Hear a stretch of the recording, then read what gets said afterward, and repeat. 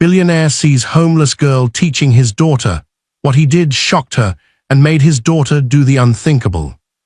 Billionaire Ethan Vale thought he had bought every solution money could reach.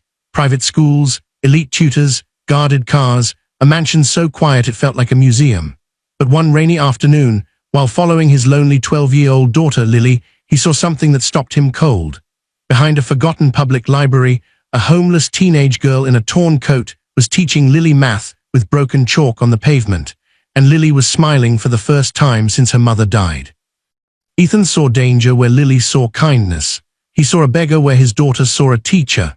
With one cruel mistake, he humiliated the girl and dragged Lily away, never guessing that this stranger carried a past tied to his own foundation, his dead wife's promise, and a secret failure hidden beneath his polished empire. When the truth surfaced, Ethan tried to fix what he had broken. But his apology was only the beginning, because Lily, no longer willing to live inside wealth built on silence, would stand before the city's richest families and do something so unthinkable it would change all their lives forever, including the girl who had almost vanished and the father who had forgotten how to see. ACTI. The rain came down in thin silver lines over the city, soft enough to seem harmless, cold enough to drive everyone with somewhere to go indoors. Ethan Vale watched it streak across the tinted windows of his car and thought, not for the first time, that rain made the city honest. It blurred the shine off the glass towers. It dragged dirt into the gutters. It turned expensive shoes and cheap shoes equally wet. But only for a moment. Then the rich disappeared behind revolving doors, and everyone else kept walking. His driver, Marcus, slowed beside the curb outside Hawthorne Preparatory Academy, where stone lions guarded the entrance and children in navy blazers were collected by parents, chauffeurs, and nannies. Ethan's daughter, Lily, should have been waiting beneath the green awning as usual, small hands wrapped around the straps of her school bag, eyes lowered, expression careful. She was not there. Ethan checked his watch. Where is she? Marcus hesitated, and that hesitation pulled Ethan's attention away from the rain. Sir, Marcus said, Miss Lily left through the side gate again. Again. The word landed between them like a dropped glass. Ethan turned slowly. Again. Marcus kept both hands on the steering wheel, though the car was stopped. I thought perhaps she had permission. She has done it 3 times this week. Ethan felt something cold move through him. Not fear exactly. Fear was too uncontrolled a word, and he had spent years teaching himself to dislike uncontrolled things. It was closer to anger, sharpened by the possibility that someone had reached his daughter without his knowledge. Follow her, he said. Marcus did not ask questions. He never did. That was one reason Ethan paid him so well. The car pulled away from the school and moved down streets Ethan rarely saw from this angle. Usually he crossed the city between meetings, sealed in leather and silence, noticing only traffic, construction delays, and the changing skyline where his name appeared in metal letters on buildings. Now he watched his daughter's small figure through the rain. Lily walked quickly, but not as if she were running away. She held a notebook under her coat to protect it from getting wet. Her hair, dark like her mother's, slipped free from its ribbon. Twice she looked over her shoulder, not with guilt, but with the cautious hope of someone who did not want to be stopped. That hurt more than Ethan expected. For 7 months since Clara's death, Lily had moved through their house like a guest who feared touching the furniture. She spoke softly, she ate little. She answered questions with nods and shrugs. When Ethan hired tutors, she sat with them politely and forgot everything the moment they left. When he bought her gifts, she thanked him and placed them unopened on her desk. Once, late at night, Ethan had passed her room and heard her whispering to her mother's old scarf. I tried today, Lily had said, but I still got it wrong. Ethan had stood outside the door with his hand raised, unable to knock. He had built a hospital wing in Clara's name. He had donated to medical research. He had purchased the rarest flowers for her grave every week, but he could not walk into his daughter's room and say the one thing Clara would have said easily. You do not have to be perfect to be loved. Now Lily turned down a side street lined with pawnshops, laundromats, and discount stores. Ethan's jaw tightened. This was not a neighborhood for her, not because he believed poverty was contagious, as Clara had once accused him of thinking during one of their rare arguments, but because risk gathered where desperation gathered. He had seen it in business, in courtrooms, in men who smiled with empty pockets and hidden knives behind their words. Lily stopped behind an old public library wedged between a closed bakery and a community clinic. The building looked tired, its brick face darkened by years of weather, its steps cracked, its bronze plaque green at the edges. Beneath the library's side awning sat a girl. At first Ethan saw only the obvious: torn coat, scuffed boots, damp hair, a backpack patched with grey tape. She was older than Lily by several years, perhaps 16 or 17. Thin, watchful, poor enough that poverty had become not a condition around her, but a kind of shadow on her skin. Lily hurried toward her. Ethan leaned forward. The girl smiled and moved a stack of books to make room, not a hungry smile, not a scheming smile. A tired smile, but real. Lily sat beside her, and the older girl took a piece of broken yellow chalk from her pocket. "What did we say yesterday?" the girl asked. "That fractions are just division wearing a hat," Lily said. The girl laughed. "Exactly, and hats are not scary." Lily smiled. Ethan stopped breathing for half a second. His daughter smiled. The girl drew a long rectangle on the pavement and divided it into shaded sections. The rain tapped the awning overhead, and a passing bus hissed through a puddle, but Lily leaned close, as if nothing in the world mattered except the chalk lines. "Numbers aren't monsters, Lily," the girl said gently. "They're shy. You have to ask them the right question." Lily pressed her lips together in concentration. "So if 3/4 equals 6 over something?" "You're not guessing," the girl warned. "You're thinking." "I am thinking." "Then trust your thinking." Lily whispered the problem to herself, her finger moving above the chalk. Then her eyes widened. 8. The girl clapped softly. "There she is."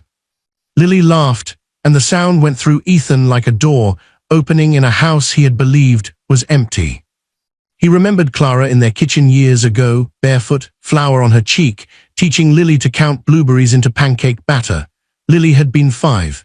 Ethan had been on the phone negotiating a property deal, half listening as Clara said, "See, darling, math is just a way of noticing patterns." Later that morning, Clara had looked at him over Lily's head and smiled sadly. "One day," she had said, "you'll realize not everything important can be scaled, measured, or acquired." He had kissed her forehead and told her she was being dramatic. The memory irritated him now, because grief often disguised itself as advice, and because Clara had been right too often. "Sir," Marcus said quietly. Ethan opened the door before he could change his mind. The rain struck his coat as he stepped out. His shoes hit a shallow puddle, sending dirty water across polished leather. He did not notice. Lily saw him first. Her smile vanished so quickly it felt like betrayal. "Dad!" The older girl stood immediately. She slipped the chalk behind her back, as if caught holding something stolen. Her eyes moved from Ethan's face to his watch, then to the car, then back again. She understood money. More importantly, she understood what money often assumed about people without it. Ethan stopped at the edge of the awning. "What is this?" he asked. Lily gathered her notebook to her chest. "She's helping me." "I can see that." His eyes stayed on the older girl. "What I'm asking is who she is." The girl lifted her chin. "Mara Quinn, sir."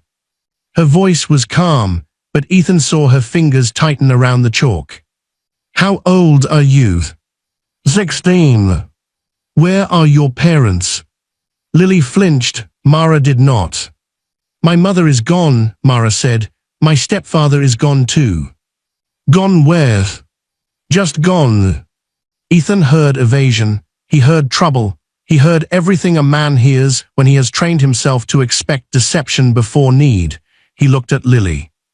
"How long has this been happening?" "A few weeks." "A few weeks." His voice hardened before he could stop it. You have been meeting a stranger for weeks. She's not a stranger. She is exactly a stranger. Mara's mouth tightened. I never asked her to come. But you allowed it. She was crying outside the library, Mara said, and the words struck harder because they were not dramatic. I asked if she was lost. She said she was stupid. I told her she was. Lily's eyes filled, not with tears yet, but with warning. Ethan ignored it. He was too focused on the image in front of him, his daughter sitting on wet concrete beside a homeless girl, the veil name one careless photograph away from scandal, danger, pity, exposure. He reached into his coat and pulled out a folded stack of cash. It was not generosity, it was dismissal disguised as payment. How much has she given you? He asked. Mara stared at the money. Lily whispered, Dad, no. How much? Nothing, Mara said. Ethan held the money toward her. Take this and stay away from my daughter. The library seemed to go quiet around them. Mara's face changed, not much, only enough that later Ethan would remember it and wish memory could be burned. Her eyes did not fill with tears, her shoulders did not slump. She simply became still, as if every part of her had learned long ago that public humiliation was safest when survived silently. I don't want your money, she said. Then consider it an incentive.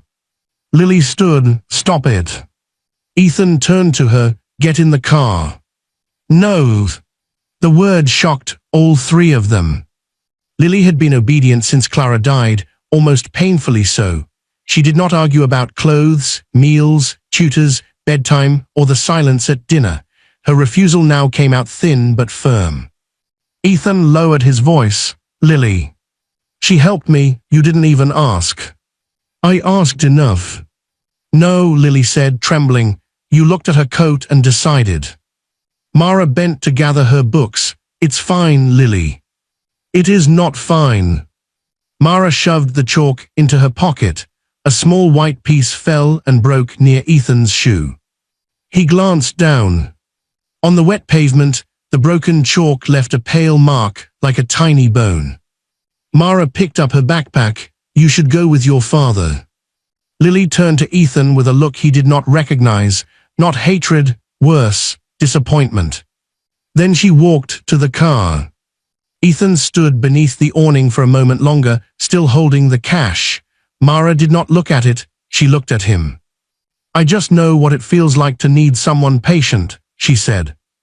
Then she stepped past him into the rain and disappeared around the side of the library. That night, Lily did not come down for dinner. Ethan sat alone at the long dining table while the staff moved quietly around him.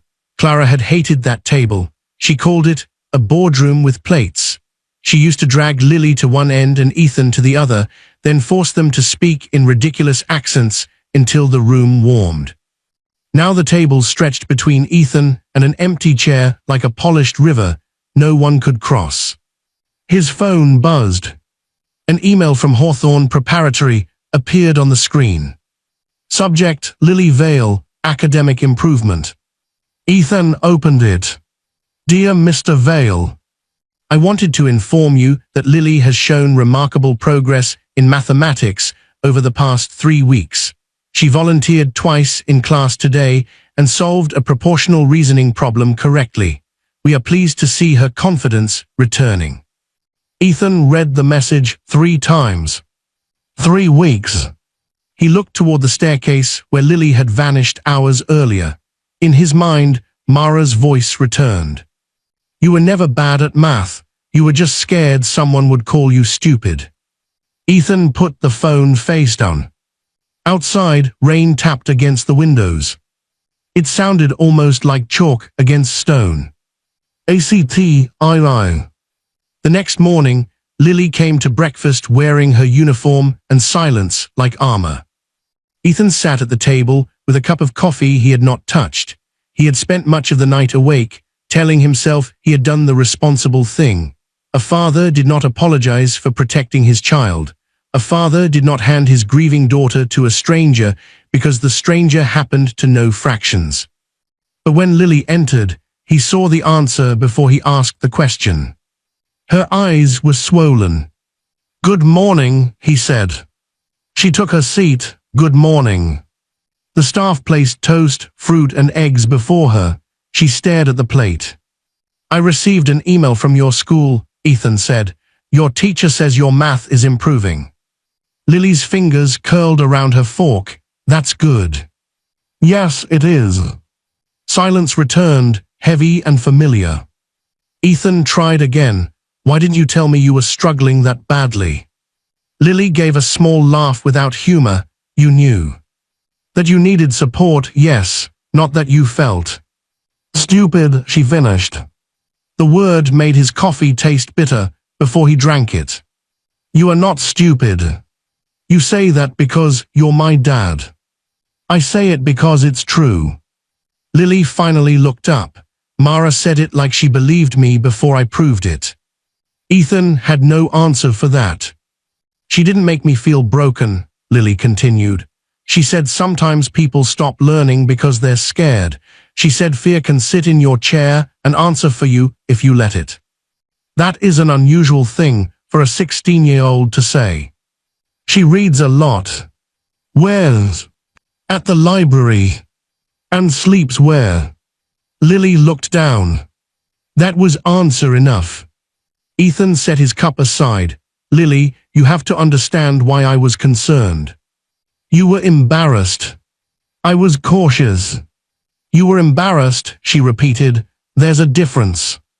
The sentence had Clara's shape. Ethan almost smiled from the pain of it. Clara used to make truths sound gentle until they landed. Lily pushed back her chair. "I'm going to school. Marcus will take you." "I know." She left most of her breakfast untouched. At noon, Ethan sat in a conference room on the 43rd floor of Vale Global Holdings, surrounded by men and women presenting expansion models for a luxury hotel in Singapore. Graphs glowed on the wall. Someone spoke about market capture. Someone else mentioned philanthropic alignment, the way executives did when charity could soften a profit announcement. Ethan heard none of it. On his notepad, without realizing it, he had drawn a rectangle divided into 4 parts. His chief financial officer paused. "Mr. Vale." Ethan looked up. The room waited. "Continue," he said. They did, but his mind had already returned to the library steps. He remembered another set of steps years ago, the courthouse steps after his father's bankruptcy hearing. Ethan had been 14, wearing a jacket too thin for winter. Reporters had not cared about him, only about his father, Harold Vale, a man who had built a small real estate firm too fast and borrowed from the wrong people. Ethan remembered the flash of cameras, his mother crying in a taxi, his father gripping his shoulder so hard it hurt. "Never let them see you need anything," Harold had whispered. "Need makes men small." 2 months later, Harold left. Ethan had not seen him again until the funeral, and even then, from the back row. It was strange what boys carried into manhood and mistook for wisdom. After the meeting, Ethan called his assistant. "Find out everything you can about a girl named Mara Quinn, 16, possibly connected to the public library on Ashbury Street. Be discreet." "Yes, sir." "And pull records from the Clara Vale Foundation scholarship applications for the last 3 years. Search the name." A pause, "Of course." He ended the call and stood at the window. Far below, the city moved like a machine. For years, Ethan had believed machines were honest. They worked or they failed. People were harder. People claimed need, hid motives, misremembered promises, left when counted on. Clara had been the exception, and when she died, he had treated her death almost like a betrayal by the universe. He still remembered the last week at the hospital. Clara, thinner but smiling, had asked him to bring her a stack of foundation proposals. "You are supposed to rest," Ethan had said. "I am resting, I'm just resting usefully." She had tapped one folder with her finger. It was a proposal for educational access programs. "Promise me something," she said. "Anything." When I'm gone, don't make charity beautiful from a distance. Make it inconvenient. Make it close enough to ruin your shoes. He had refused to let her speak, as if she were dying. She had smiled because she knew denial when she heard it. Ethan, she said, people don't need monuments, they need doors. After her funeral, he created a large scholarship fund in her name. It had been praised in newspapers. He had attended the first gala, given a speech, written a check, and then allowed committees to manage the details. He told himself that was efficiency. Now, standing above the city, he wondered whether efficiency was sometimes the place compassion went to become harmless. That afternoon, Lily did not leave school through the side gate. Ethan knew because he had Marcus watch. But the day after that, she did. This time Ethan followed her himself, not in the Bentley, but in a plain black sedan from the company fleet. He told himself he was confirming a risk. Yet when Lily reached the library, his hands tightened around the steering wheel with something that felt too much like hope. Mara was there. So were 3 other children. A boy of about 9 sat cross-legged on the pavement, chewing the end of a pencil. A little girl in a pink jacket hugged a notebook to her chest. Another child, perhaps 7, watched Mara with fierce concentration. Lily sat among them, not apart from them. Mara had drawn a number line across the pavement. Her backpack served as a paperweight for loose worksheets. A plastic container of apple slices sat open beside her. Negative numbers are not evil, Mara said. They're just numbers that owe somebody money.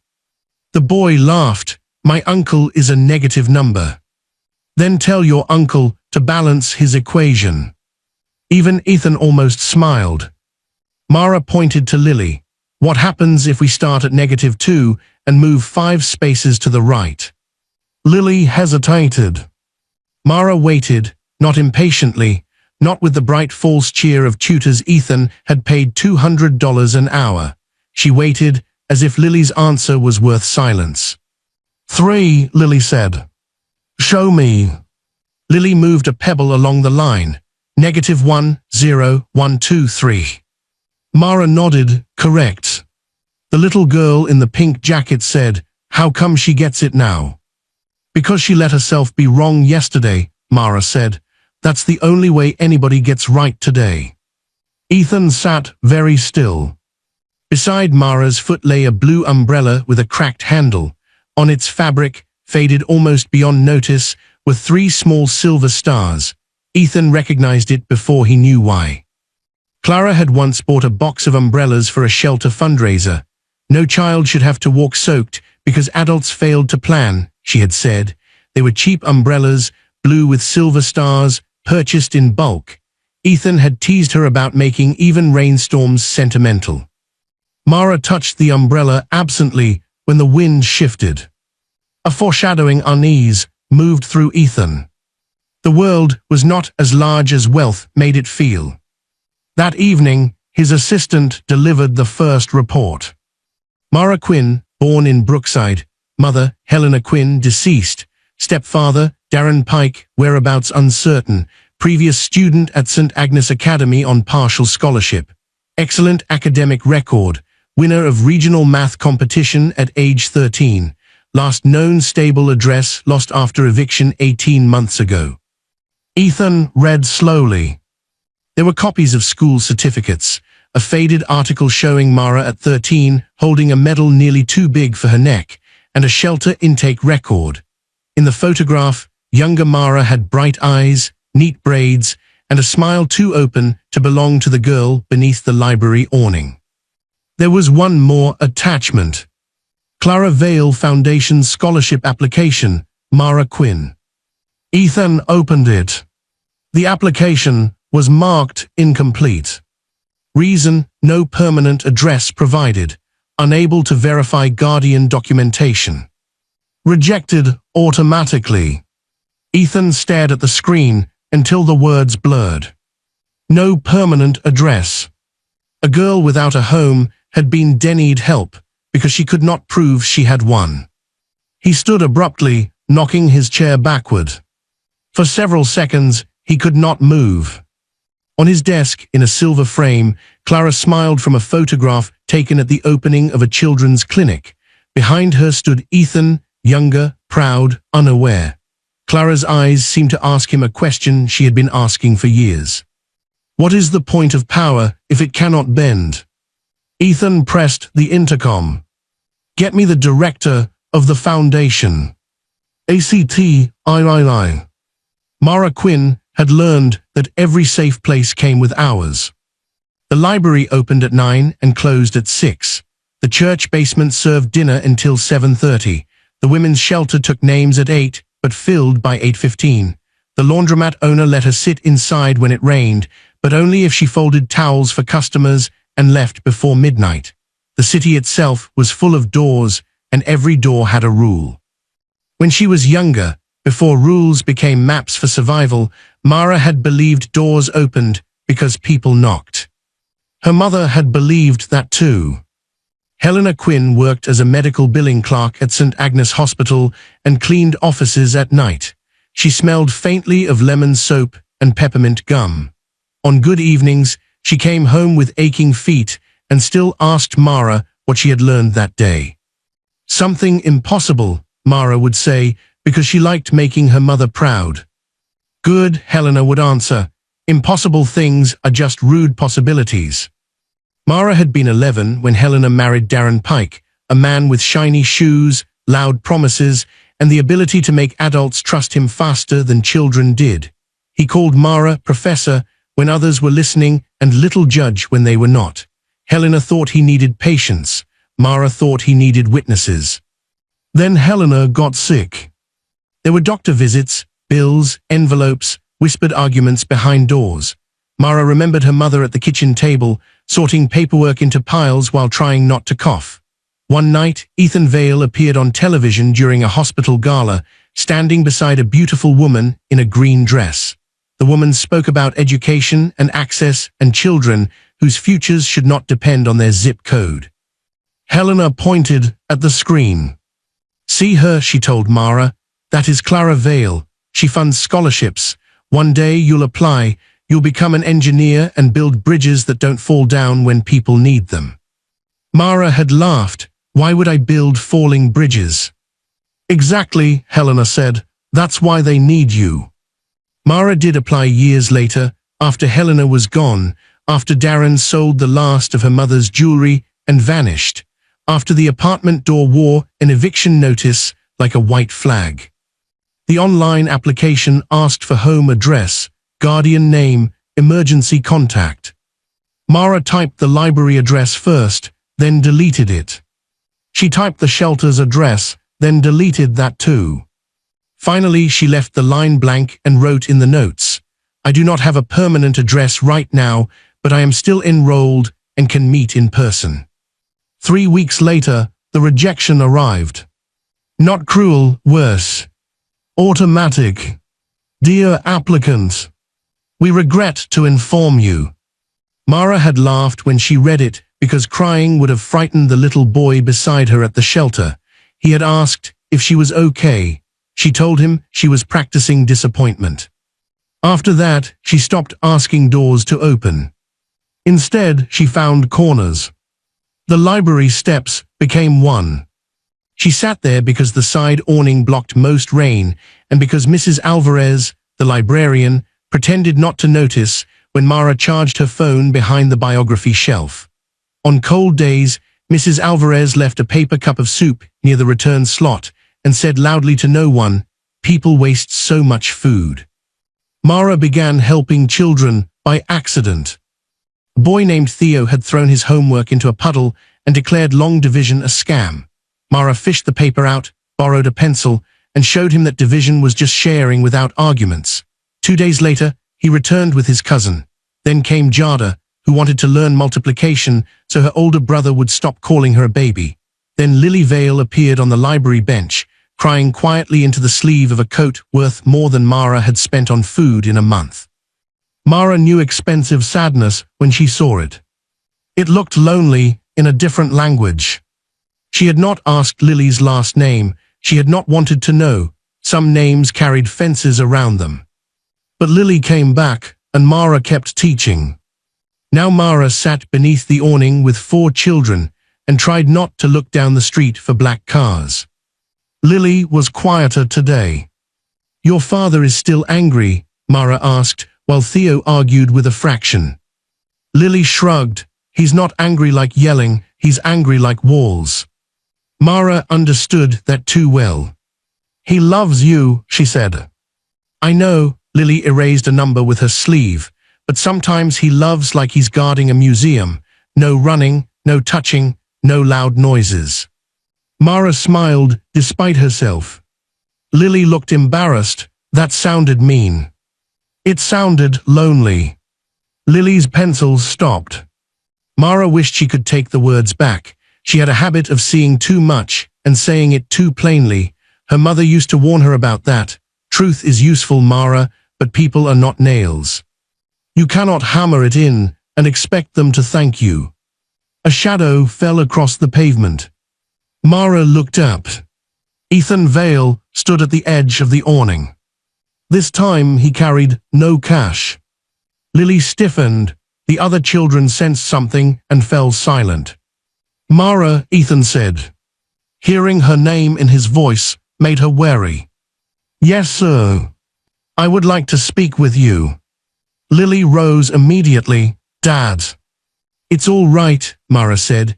It was not, but children should not have to hold adults apart like fighting dogs. Ethan glanced at the others, privately if possible.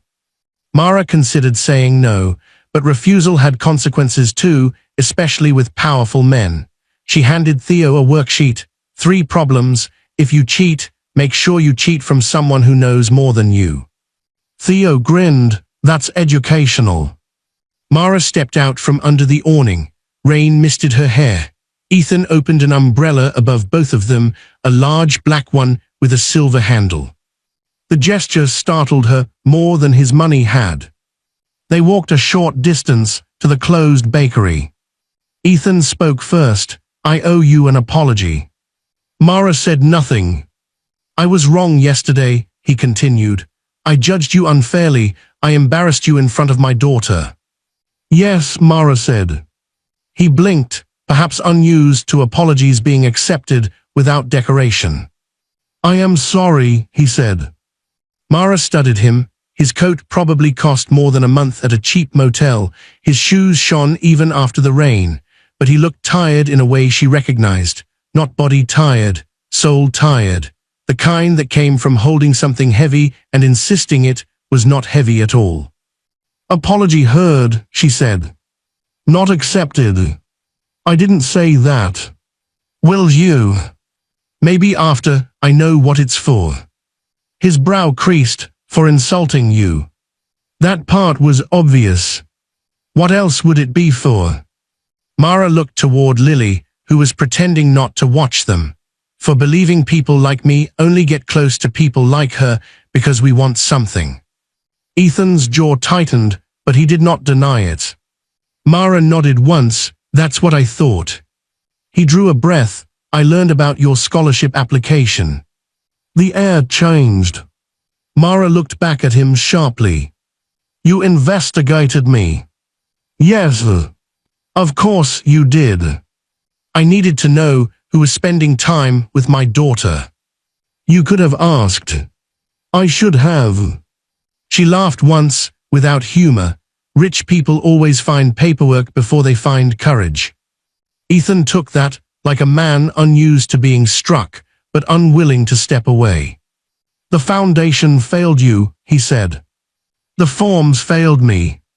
I approved the form. That silenced her. His voice lowered. My wife started that foundation because she believed children like you deserved doors. After she died, I let other people decide what counted as deserving. Your application was rejected because you had no permanent address. Mara looked down at the wet sidewalk. A drop of rain slid from her hair to her cheek. She hated that he knew. She hated that her rejection, which she had folded and hidden in the deepest pocket of her backpack, now sat between them exposed. I don't need pity, she said. I am not offering pity. Money then. Opportunity. Those are cousins. Not if handled correctly. Mara's eyes narrowed. And you know how to handle it correctly. No, Ethan admitted, but I am learning I handled it incorrectly. It was the first answer she did not know how to push away. Behind them, Lily laughed at something Theo said. Ethan turned toward the sound, and Mara saw what she had missed before. His face changed when Lily laughed. It broke open and closed again so quickly that most people would not notice. Mara noticed because grief had taught her to watch for cracks. My daughter has been different since meeting you, Ethan said. Better, braver. She was already brave. She was hiding it. People hide important things when they don't feel safe. Ethan's expression shifted, and Mara realized she had stepped too close to the center of his pain. For a second, she saw him not as a billionaire, but as a father standing outside a locked room with no key. He said, "Would you consider tutoring her formally?" No. The answer came so fast that even Mara was surprised. Ethan frowned. May I ask why? Because formal means contracts and schedules and someone deciding where I'm allowed to stand. It means Lily becomes a client instead of a kid, and it means the others get left behind. I could pay you to teach all of them. That sounds simple to you. It is simple. No, Mara said. Simple is what rich people call complicated things when they can afford not to feel the complications. For the first time, a faint smile touched his face. You speak like my wife. I'll pretend that's a compliment. It is. Mara looked at Lily again.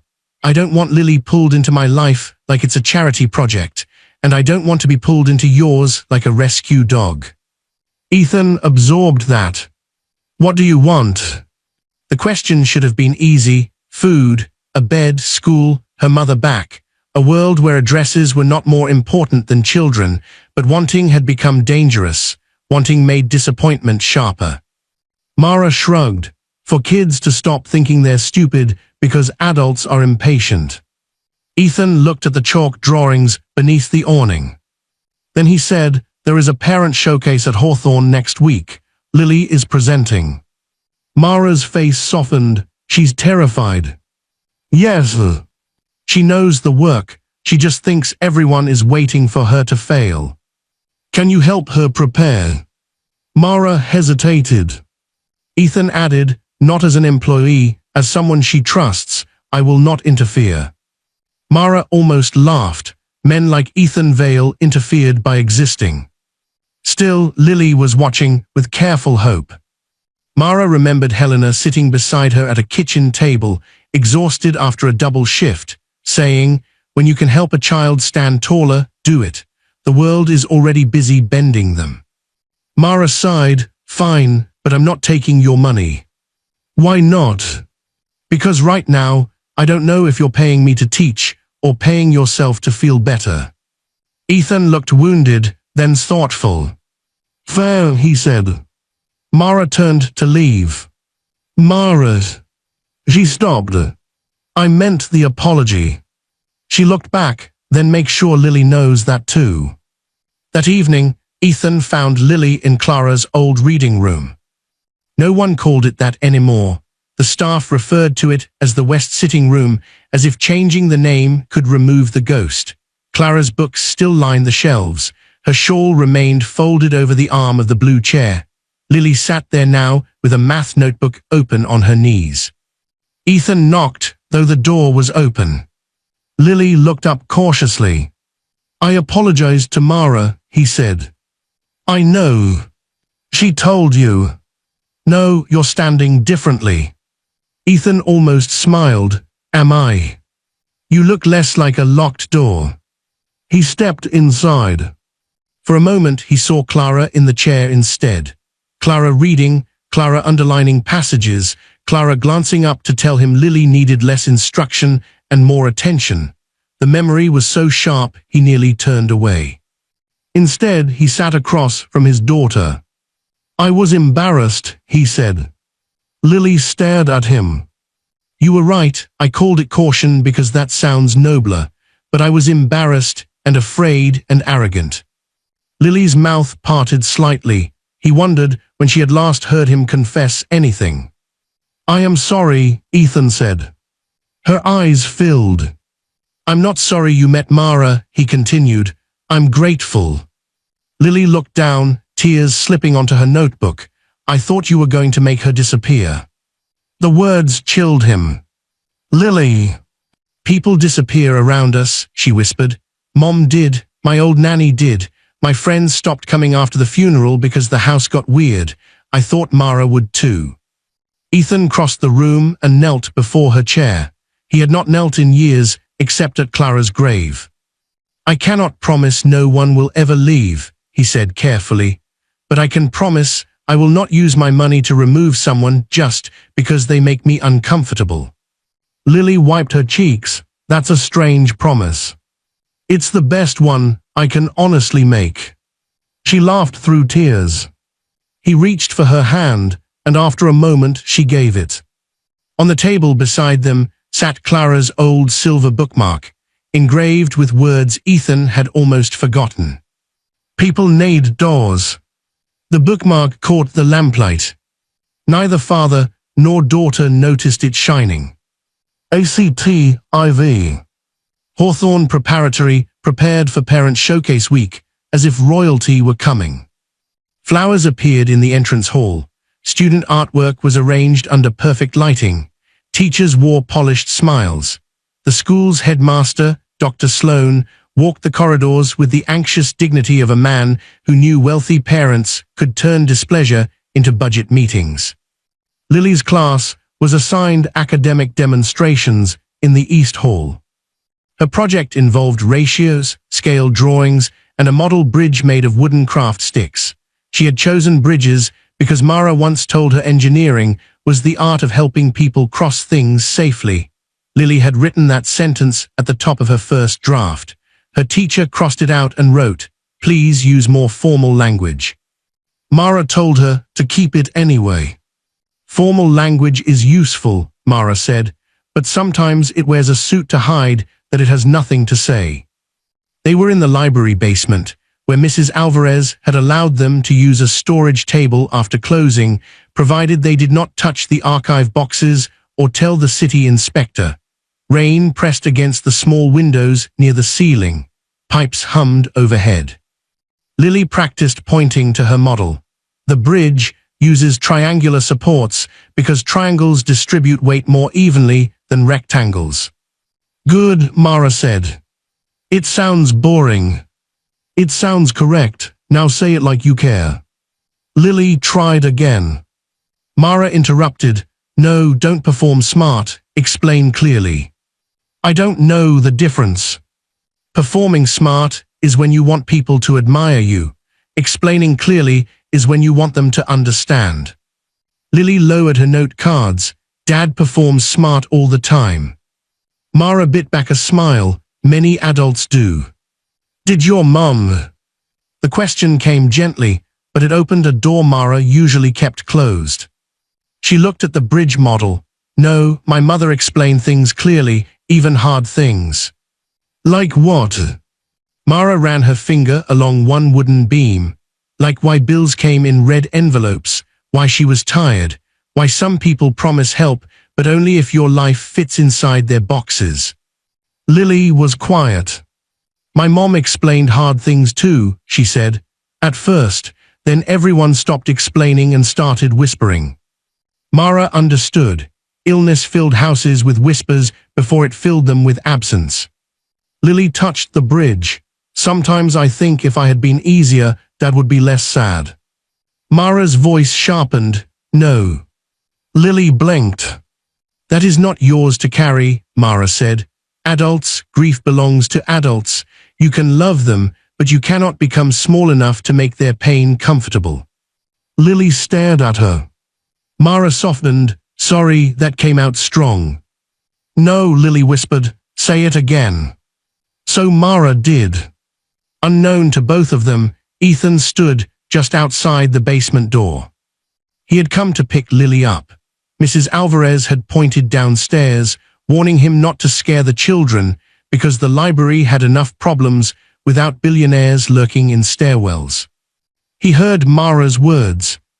Adults' grief belongs to adults. Something inside him bent. For months, Lily had made herself quiet because he had made the house a shrine to sorrow. He thought he was protecting Clara's memory. Instead, he had asked his daughter to tiptoe around it. He stepped back before they saw him. The showcase took place 2 days later. Ethan arrived in a dark suit and a colder mood than he intended. He disliked school events, not because he disliked children, but because they exposed him to parents who wanted donations, introductions, influence, favors wrapped as conversation. Clara had handled these rooms gracefully. She remembered names. She asked about illnesses, new Barbies, agging parents. Ethan remembered net worth and pending litigation. The East Halls smelled of flowers and printer ink. Lily stood beside her model bridge, pale but upright. Ethan saw her scanning the room. Looking for Mara. A strange twist of concern passed through him. Then he saw Mara near the side entrance. She wore the same coat, but it had been brushed clean. Her hair was tied back. She held herself with the careful dignity of someone entering a room built to reject her. In one hand, she carried the blue umbrella with silver stars. Lily's face lit. That was when Mrs. Penrose, the assistant administrator, noticed Mara. Ethan watched the woman's expression move through confusion, recognition, alarm, and decision.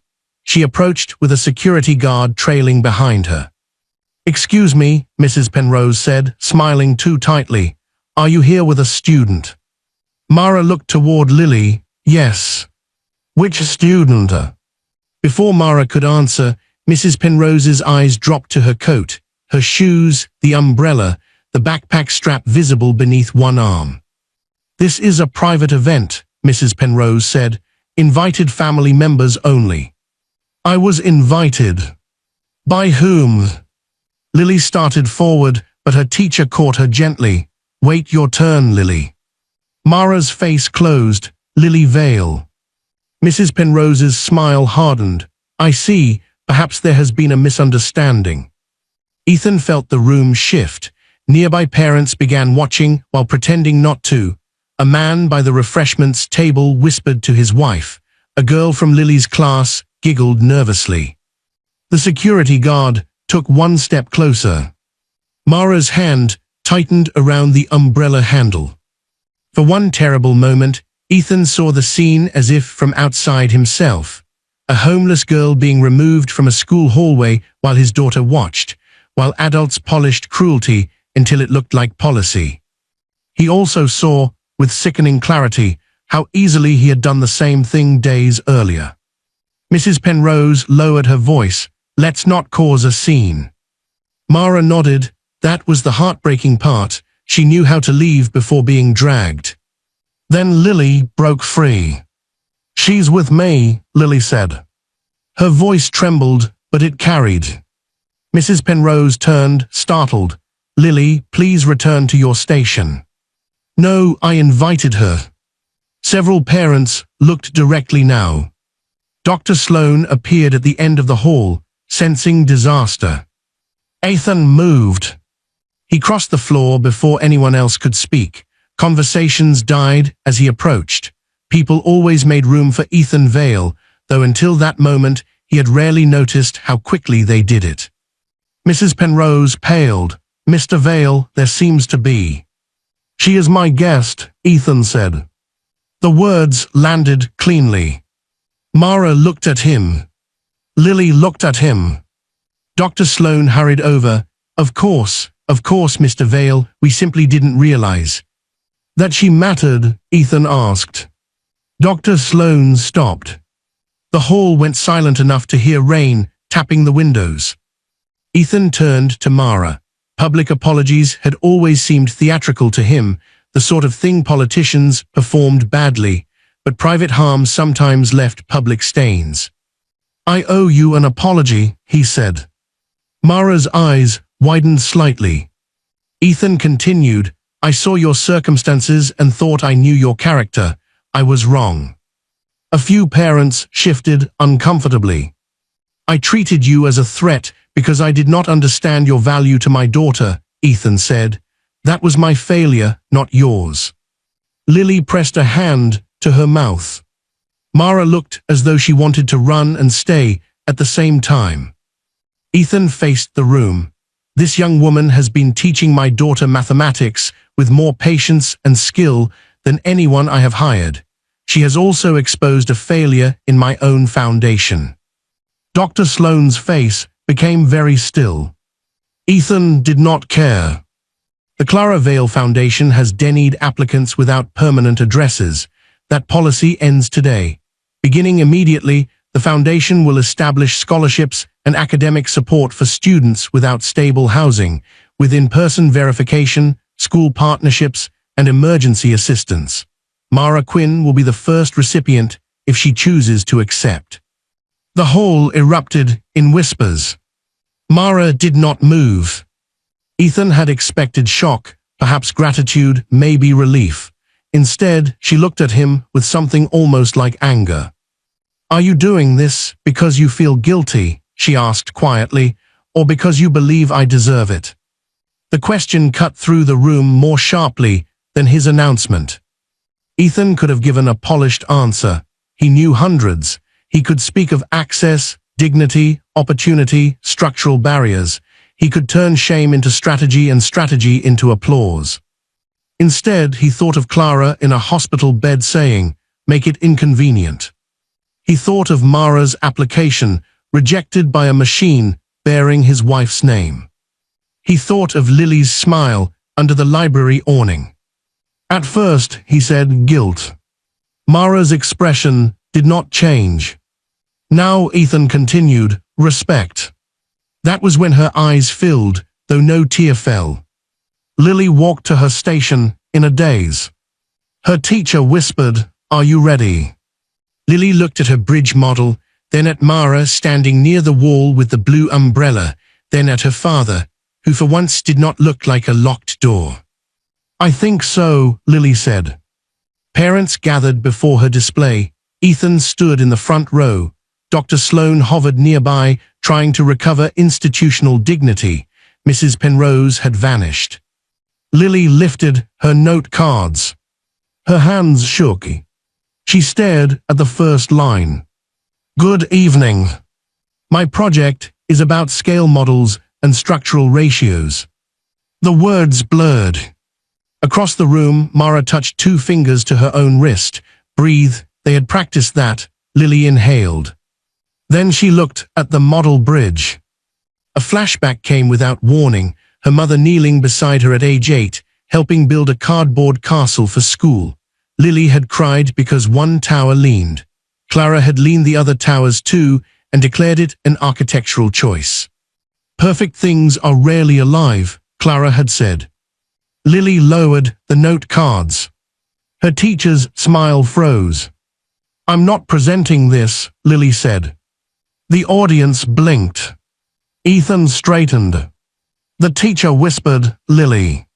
Lily's face went pale, but she did not stop. "I mean, I can present it. I know the ratios. I know why triangles are stronger. I know how scale works. But this project has my name on it, and I only understood it because Mara taught me." All eyes turned to Mara. Mara's lips parted. Lily continued, voice trembling louder. "She taught me better than anyone because she didn't make me feel small.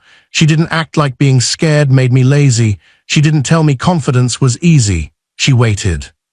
Ethan felt something inside his chest loosen and hurt. "My dad hired a lot of tutors," Lily said. "They were smart, but Mara listened. And there are kids at the library who need someone to listen to, not someday, now." Dr. Sloane stepped forward. "Lily, perhaps we should." "No," Lily said. One word, clearer this time. "I don't want my birthday party." Ethan stared at her. The parents murmured. Everyone knew about the party. Vale events were not parties, they were productions. The ballroom had been reserved at the Imperial Hotel. There would be a string quartet, a dessert wall, custom invitations, and a guest list full of families who understood childhood as networking with cake. Lily turned to her father. "Cancel it." "Lily," he said softly. "Use the money for the library, make a real learning room, not a fancy donation picture, a room kids can use, with food, books, laptops, and tutors who don't give up on them." Her eyes shone, but her voice grew steadier. "Mom always said money is only good if it knows where to go." Ethan forgot the room. Those were Clara's words. Not from speeches, not from galas, from a winter night years ago when Lily had been sick with fever and Clara had sat by her bed, holding a bowl of soup. Ethan had been late coming home from a charity auction. Clara had looked at his tuxedo and said quietly, not unkindly, "Money is only good if it knows where to go." He had remembered the dress she wore that night, the pearls, the tiredness in her smile. He had forgotten the sentence. Lily had not. Mara stepped forward. "Lily, you don't have to give up your birthday." Lily looked at her. "I'm not giving it up, I'm putting it somewhere." For a moment, no one spoke. Then Theo, who had somehow slipped into the hall with Mrs. Alvarez, began clapping. One child clapping sounds small at first, then Jada joined, then Lily's classmates, uncertain but moved, then a few parents, then more, until applause filled the East Hall and bounced against the expensive windows. Ethan walked to Lily's side. He looked at his daughter, this small girl who had been shrinking for months and had somehow chosen this room to become tall. "All right," he said. Lily searched his face. "Really? Really?" Dr. Sloan began clapping too, late and too loudly. Mara stood near the wall, one hand over her mouth. The blue umbrella leaned beside her like a quiet witness. OCTV. News traveled faster when rich people were surprised. By morning, half the city had heard that Ethan Vale's daughter had cancelled her luxury birthday party to fund a learning room for homeless and low-income children. By noon, reporters called it inspirational. By evening, social media had turned Lily into a symbol, Mara into a mystery, and Ethan into either a reformed billionaire or an expert at public relations, depending on who was commenting. Ethan disliked all of it. Lily disliked it more. "They keep saying I'm generous," she said at dinner 3 nights later. "I just did what made sense." "People are often shocked by sense," Ethan replied. She smiled faintly. That small smile was worth every headline. Across the table, an empty chair still sat where Clara once did, but the silence around it had changed.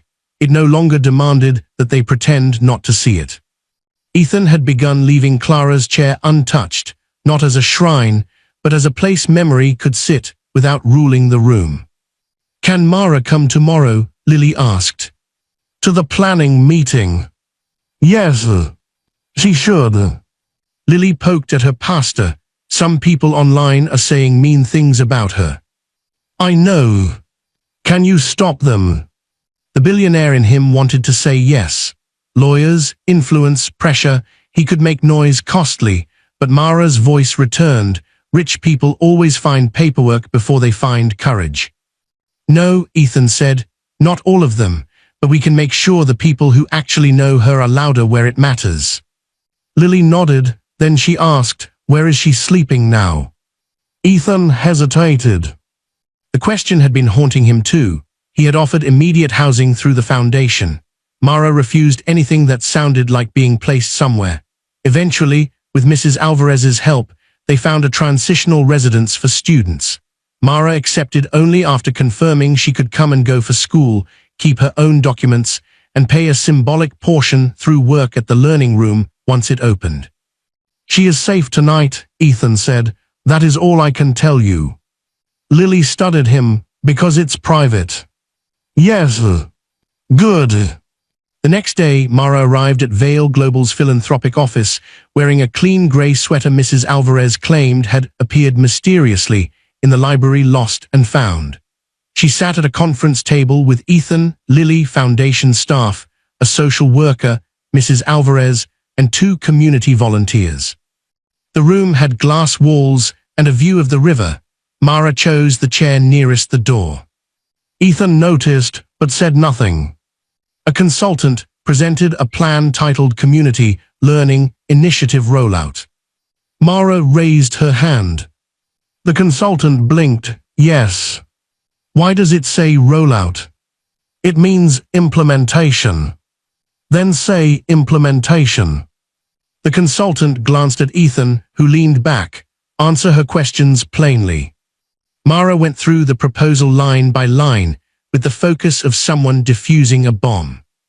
Kids need food before tutoring, she said. Hungry children do not care about algebra. The social worker nodded. Don't require online registration only. Some families don't have internet. Another note was made. Don't call it remedial. People hear that and think stupid. Lily whispered, exactly. And don't make the entrance look too fancy, Mara added. The consultant frowned. Too fancy.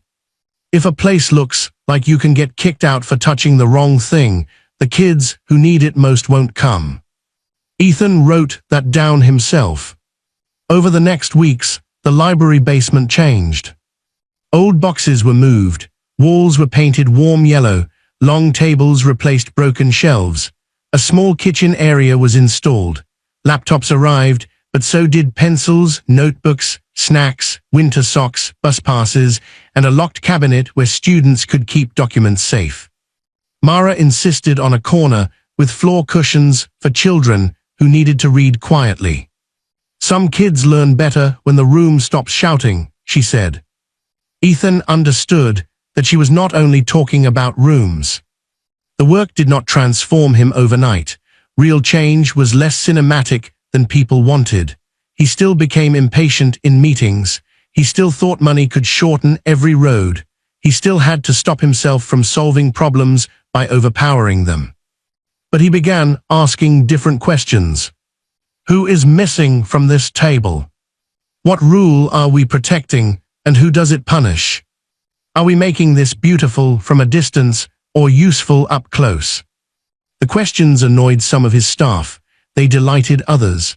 The foundation director resigned after Ethan demanded a review of every automatic rejection from the past 5 years. We cannot be expected to compensate for every applicant's unstable circumstances, the director said. Ethan replied, then we are in the wrong business. Mara returned to school through a flexible program arranged by St. Agnes Academy and supported by the foundation. Her first day back, she stood outside the building for 12 minutes before entering. Lily had come with her. You don't have to walk me in, Mara said. I know. I'm older than you. I know that too. Mara looked at the school doors. What if everyone remembers? Then they remember you were smart. What if they remember I disappeared? Then they'll see you came back. Mara laughed softly. You've become irritatingly wise. I had a good teacher. Inside, the halls smelled of floor polish and old paper. Mara remembered walking them at 13 with a math medal in her backpack and a future so clear it seemed already built. She remembered her mother waiting outside in a borrowed coat, cheering louder than any parent. She remembered Darren arriving late, charming everyone, then asking in the car whether math medals came with prize money.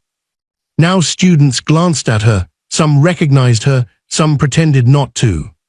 At her locker, Mara found a folded note. For a moment, fear clenched her stomach. Then she opened it. Welcome back, Professor. It was signed by her old math teacher, Mr. Ibekwe. Mara pressed the note to her chest and closed her eyes. Not every door stayed locked. The learning room opened quietly before it opened officially. No ribbon, no cameras, just Theo arriving early and declaring the chairs too nice but not scary. Jada brought her cousin. A mother came in asking if someone could help her son with reading. 2 teenagers wandered in pretending they did not care, then stayed for sandwiches. Mara moved through the room like someone who belonged everywhere and nowhere. answering questions, sharpening pencils, correcting mistakes with gentleness. Lily helped younger children build paper bridges. Ethan stood near the entrance, watching. Mrs. Alvarez joined him. Try not to loom. I am not looming. You own too many buildings to know when you are looming. He stepped back. She smiled, better. Across the room, Mara wrote on the whiteboard, mistakes are evidence that you tried. Ethan recognized the sentence from Lily's notebook. He remembered his father's voice, never let them see you need anything. For most of his life, Ethan had believed need made people weak. Yet here was a room built entirely because people had admitted needs, food, patience, safety, help, second chances. Instead of weakness, the room felt alive. A small boy approached him, holding a worksheet. Are you the money man? The boy asked. Ethan heard Mrs. Alvarez choke on a laugh. I suppose. Can you do fractions? Yes. The boy handed him the pencil. Prove it. Ethan knelt on one knee, expensive suit and all, and explained equivalent fractions on the back of a snack napkin. Mara watched from the whiteboard. When he finished, the boy said, You're okay. Thank you, Ethan replied gravely. Mara came over after the boy ran off. Checking to make sure I'm not a bad influence, she asked. No, Ethan said, checking to make sure I do not interrupt the best teacher in the room. For the first time, Mara laughed without guarding it. The sound surprised them both. ACTVI. The official opening of the Clara Vale Learning Room took place on a clear Saturday morning after weeks of rain. Sunlight fell through the library windows as if the city had decided, just this once, not to be cynical. Outside, reporters gathered beside parents, students, teachers, foundation staff, and curious neighbors. Someone had tied blue ribbons along the stair railings. Mrs. Alvarez pretended to hate them and adjusted each one twice. A brass plaque had been installed beside the basement entrance. The CLARA Vale Learning Room. People neighed doors. Ethan stood before it longer than he intended. He had used Clara's name before, on buildings, programs, donations, press releases, but this was the first time he felt the name looking back at him honestly. Lily appeared beside him in a simple blue dress. Mom would like it, she said. Ethan swallowed, yes. She would say the plaque is too shiny. She would. And then she would cry. He looked down at her, probably. Lily took his hand. Mara arrived with Mrs. Alvarez and Theo, who had insisted on wearing a tie over a superhero t-shirt. Mara wore a navy dress donated by no one. She had bought it herself from a thrift shop with her first paycheck from the program. When Lily complimented it, Mara said, Thank you, it has pockets, as if that were the highest form of elegance. Ethan noticed the blue umbrella in her hand. It is not raining, he said. Mara looked at it, habit. Mrs. Alvarez snorted, sentiment. Mara ignored her. The ceremony began with Dr. Sloan offering remarks so polished they slid off the crowd without leaving much behind. He spoke about partnership, resilience, and educational excellence. Ethan listened politely, though Lily leaned close and whispered, performing smart. He covered his smile with one hand. Then the mayor spoke. Then the foundation's new director, a woman who had spent 15 years running youth shelters and had no patience for decorative compassion. Then Ethan stepped to the microphone. Cameras lifted. He had a speech in his pocket. His communications team had written it, revised it, and begged him not to improvise. It began with a joke, moved into Clara's legacy, included statistics, thanked partners, and ended with a quote. Ethan unfolded it. Then he saw Mara standing beside Lily near the front. Mara's posture was straight, but one hand gripped the umbrella handle. Lily stood close enough that their shoulders nearly touched. Behind them were children who had already claimed the learning room as if it had always been theirs. Theo waved at Ethan. Jada made a triangle with her fingers and grinned. Ethan folded the speech again. His communications director closed her eyes. "Thank you for coming," Ethan said. The crowd settled. "I was supposed to tell you that this room began with a vision." He paused. "That would be untrue." A small ripple moved through the audience. "This room began because I followed my daughter and found her behind this library, learning mathematics from a girl I did not understand. I saw Mara Quinn's torn coat before I saw her patience. I saw her homelessness before I saw her intelligence. I saw risk before I saw the gift she was offering my child." Mara looked down. Lily reached for her hand. "I did not start this," Ethan said. "I almost stopped it." The honesty quieted even the reporters. "My wife Clara believed money should become a door. After she died, I built things in her name, but I forgot to ask who could actually enter them.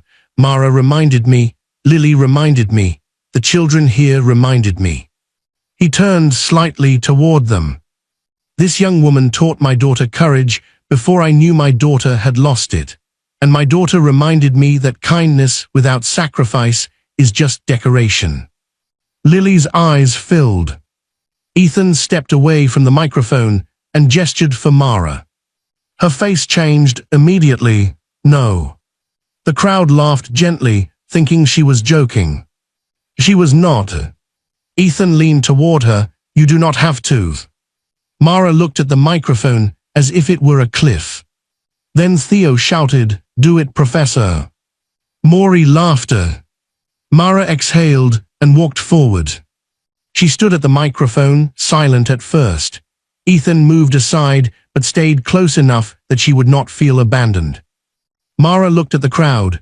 Rich parents, poor parents, teachers, children, cameras, the city. A year earlier, she had sat beneath the awning hoping no one important would notice her. Now everyone was looking. "I used to think being homeless meant people couldn't see me," she said. The crowd stilled. "But that was not exactly true. Some people saw me.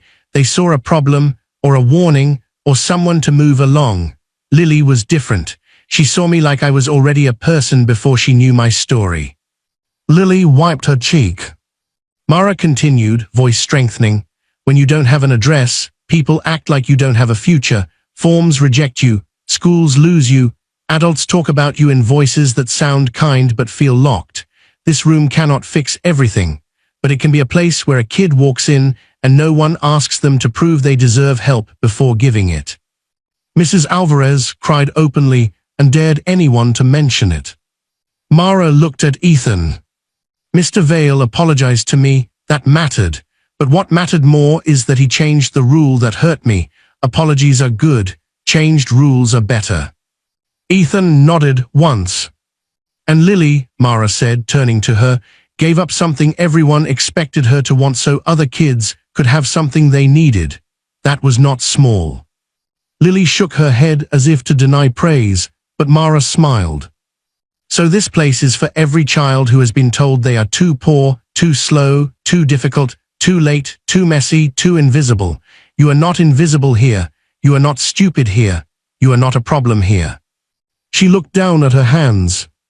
"My mother used to say impossible things are just rude possibilities." A few people laughed softly. "I think she would have liked this room." Mara stepped back to applause that rose slowly, then fully. Lily threw her arms around her. Ethan watched them and felt grief move through him, not leaving, but making space for something else. The ribbon cutting was simple. Lily held one side of the ribbon, Mara held the other. Ethan stood behind them, not in the center. When the scissors closed, the ribbon fell in 2 blue pieces. Children rushed downstairs first. That seemed right. Later, after reporters left, and speeches became crumbs on paper plates, Ethan found Mara outside on the library steps. She sat beneath the awning, the same place he had first seen her, though now the chalk lines had been washed away by weeks of rain. He sat beside her. For a while, neither spoke. Finally, Ethan said, "I found something." Mara glanced at him. "That sounds ominous." He handed her a small envelope. She opened it carefully. Inside was a photograph. Mara at 13, holding her math medal. Beside her stood Helena, beaming, one arm around her daughter. On Mara's other side stood Clara Vale in a green dress, bending slightly to fit into the frame, smiling as if she had known Mara all along. Mara stopped breathing. "I don't remember this," she whispered. "It was from a St. Agnes scholarship event," Ethan said. "My assistant found it in the Foundation archives." Mara touched her mother's face in the photograph. "She met my mom." "Yes." Mara's eyes shone. "My mother used to talk about Clara Vale. She said she believed in doors." Ethan looked toward the plaque inside. "She did." Mara held the photo carefully as if it might dissolve. "It feels like they were leaving clues." "Perhaps they were." She laughed through tears. "That's not very logical." "No," Ethan said, "but it is comforting." The sun shifted beyond the buildings.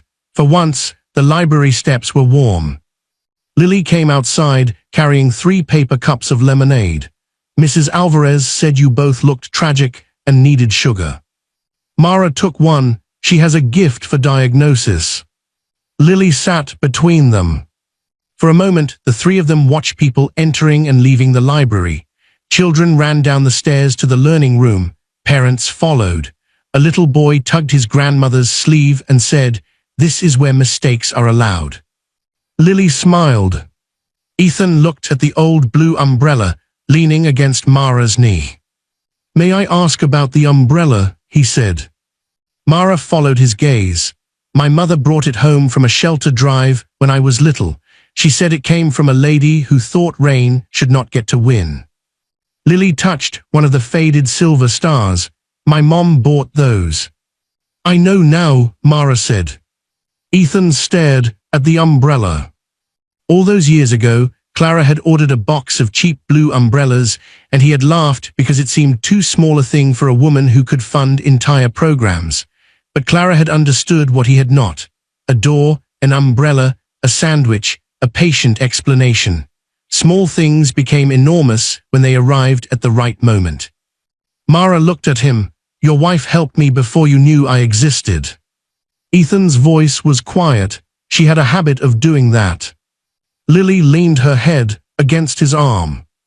Mara looked at the photograph again. "I used to think everything good in my life was behind me." "No," Lily said. "Some of it was waiting at the library." Mara laughed. "That sounds like something from a book." "You read books?" "Well." Ethan watched his daughter and Mara together, one born into guarded rooms, the other into locked doors, both somehow teaching him the same lesson from opposite sides.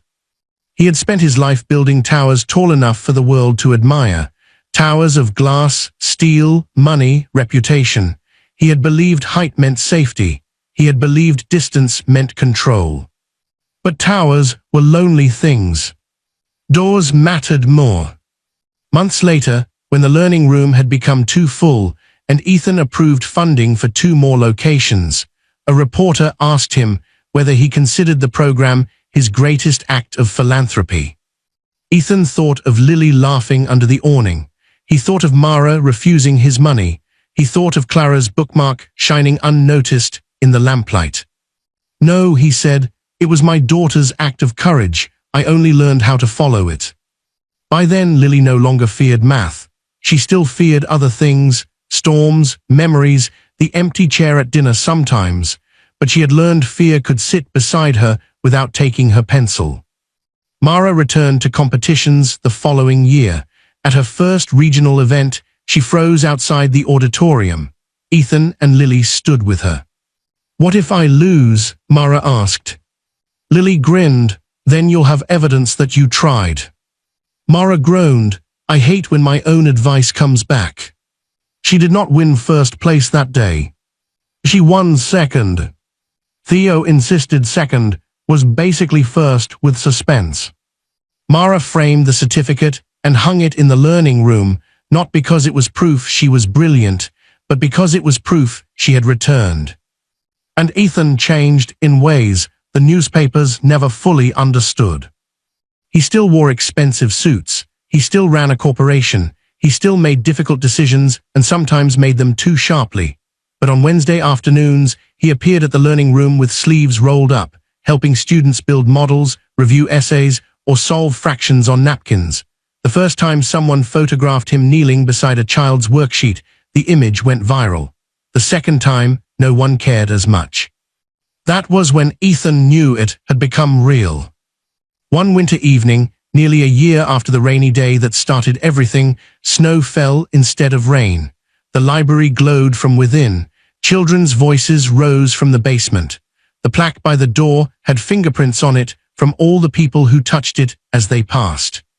Mara stood at the whiteboard, explaining equations. Lily sat among the younger kids, helping Jada's cousin draw a bridge.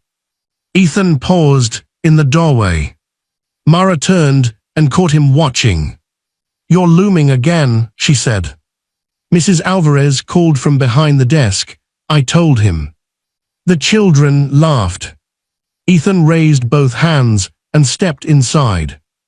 On the board, Mara had written a problem about balance, two sides of an equation. What you did to one side, you had to do to the other. Lily had once hated equations because they seemed like traps. Now she understood them as promises. Balance was not sameness. Balance was care. Ethan looked at his daughter, then at Mara, then at the room his wife had somehow foreshadowed years before with a box of blue umbrellas and one stubborn sentence about doors. He finally understood. The world had not changed because a billionaire noticed a homeless girl. It changed because a homeless girl refused to become invisible, because a grieving child refused to remain silent, and because, for once, a powerful man allowed himself to be corrected. Ethan Vale had spent his life building towers high enough for the world to admire him. But it took a homeless girl with broken chalk to teach him that the most important things are built low enough for everyone to enter.